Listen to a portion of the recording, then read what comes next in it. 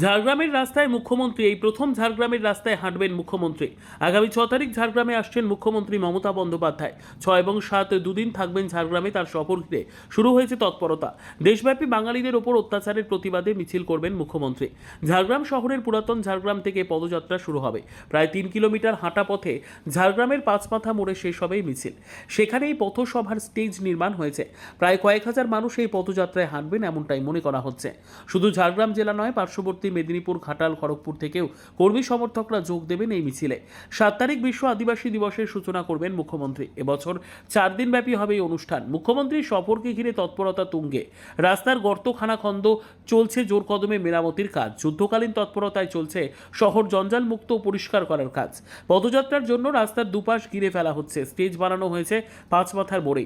অপরদিকে আদিবাসী দিবস অনুষ্ঠান পালন হবে ঝাড়গ্রাম স্টেডিয়ামে। সেখানেও ইতিমধ্যে স্টেজ নির্মাণ শুরু হয়ে গেছে। মুখ্যমন্ত্রীর যাতায়াতের রাস্তা নতুন করে মেরামত করার কাজ চলছে।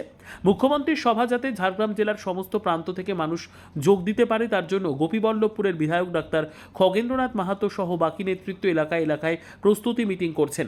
স্থানীয় তৃণমূল নেতৃত্বের আশ্বাস, দুদিনের এই কর্মসূচি ঝাড়গ্রামের রাজনৈতিক ইতিহাসে একটি গুরুত্বপূর্ণ অধ্যায় হয়ে উঠবে।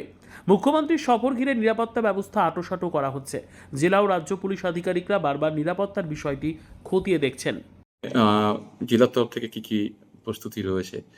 যেভাবে হয় বিশ্ব আদিবাসী দিবস, তার জন্য যা প্রস্তুতি প্রত্যেকবার নেওয়া হয় সব রকম প্রস্তুতি ওনার মিটিং হওয়ার জন্য। এবারে কি নতুন কিছু থাকছে? এখন অবধি তো কিছু নেই। একদিনের জায়গায় এবার 4 দিন হচ্ছে অনুষ্ঠানটা।